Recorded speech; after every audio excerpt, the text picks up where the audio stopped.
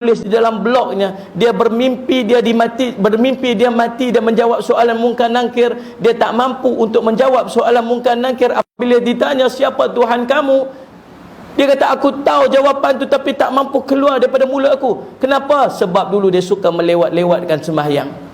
Kenapa tuan-tuan? Sebab waktu masuk saja waktu tuan-tuan, Allah panggil Allahu Akbar, hayya 'alas salah, mari semayang, mari semayang. Waktu tu Allah memanggil tuan-tuan, dan tuan-tuan memilih untuk buat yang lain lebih daripada menyahut seruan Allah.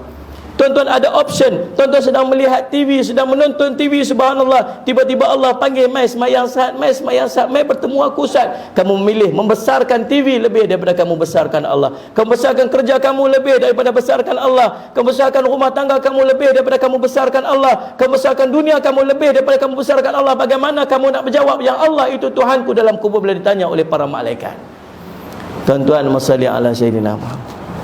Yang kedua tuan-tuan, cara untuk kita mengelak daripada fitnah kubur ataupun azab kubur diajarkan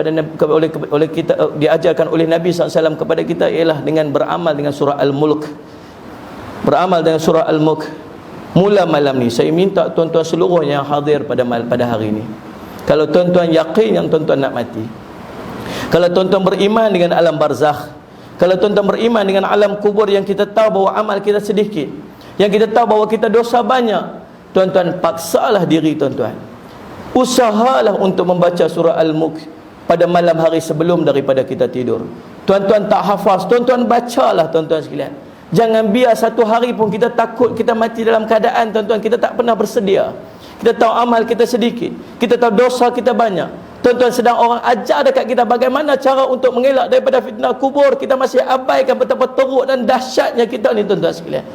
Mula pada malam ini, pastikan kita mula untuk membaca surah Al-Mulk pada juzuk yang ke-29, surah yang pertama pada muka surat tersebut. Surah Al-Mulk tuan-tuan baca hanya 30 ayat sahaja. Pastikan pada malam ini sampailah ke akhir hayat kita akan beramal dengan surah Al-Mulk. Mudah-mudahan seperti Nabi SAW janji, kita akan terlepas daripada azabnya kubur. Dan yang ketiga tuan-tuan sekalian, bagaimana untuk mengelak daripada azabnya kubur tuan-tuan sekalian, berdoalah kepada Allah dengan doa yang telah diajar oleh Nabi sallallahu alaihi wasallam dalam sembahyang kita.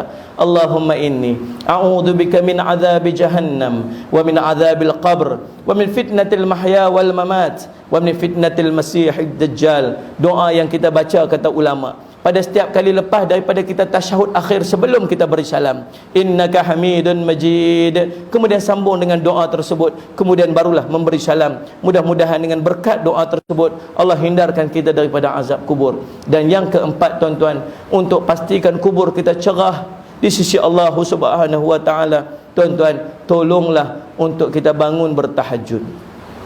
Paksalah diri kita tuan-tuan, usahalah untuk bangun paling tidak 2 rakaat sebelum daripada sembahyang subuh, sebelum daripada azan subuh. Mudah-mudahan kita boleh bangun pada waktu tersebut. Allah akan terangkan kubur kita daripada kegelapan ahlul kubur tuan-tuan.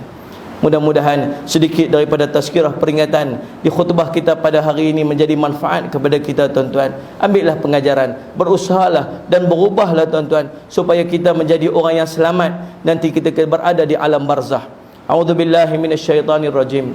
Bismillahirrahmanirrahim. Wal 'asr innal insana lafi khusr illa alladhina amanu wa 'amilus solihat wa tawassaw bil haqq wa tawassaw bis sabr. Barakallahu li wa lakum bil Qur'anil 'azim wa nafa'ani wa iyyakum bima fihi minal ayati wadh-dhikril hakim wa taqabbala minni wa minkum tilawatah innahu was samiul alim. Aqulu qawli hadha astaghfirullah li wa lakum wa lisa'iril muslimin fastaghfiruh fa ya fawzal mustaghfirin wa ya najatat taibin.